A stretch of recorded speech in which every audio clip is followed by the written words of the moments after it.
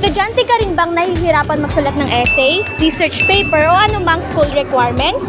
Baka ang kailangan mo ay mas malalim na kaalaman tungkol sa Akademikong sulatin! Pero, ano nga ba ang akademikong sulatin? Narito ang ilang halimbawa ng akademikong sulatin. Ang akademikong sulatin ay isang uri na formal na ginagamit sa larangan ng edukasyon at pananaliksik. Akademikong sulatin ay may mga katangiang komprehensibong paksa, angkop na layunin, gabay na balangkas, halaga ng datos, epektibong pagsusuri, at tugon ng konklusyon. Isa na dito ang abstract. Ito ay karaniwang ginagamit sa pagsulat ng akademikong papel para sa thesis, papel, siyentipiko, at technical ng lecture at report. Synthesis. Ang kalimitang ginagamit sa mga tekstong naratibo para magbigay ng buod tulad ng maikling kwento.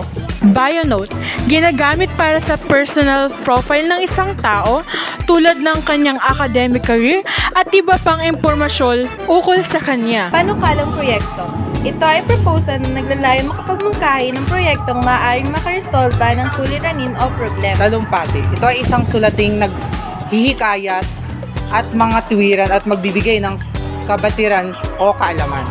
Pictorial essay ay isang anyo ng sining na gumagamit ng mga larawan na may maikling caption para ipahayag ang isang mensahe. Ito ay nag-aalok ng mas malalim at emotional na paraan ng komunikasyon kumpara sa tradisyonal na sanaysay na higit na nakatuon sa mga salitang nakasulat. Lakbay sanaysay.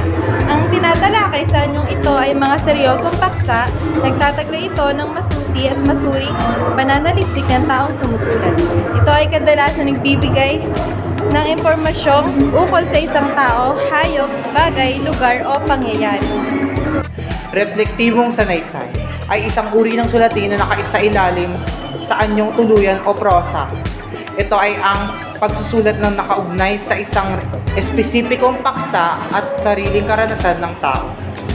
Narito ang ilang tips. Alamin ang layunin ng sulatin.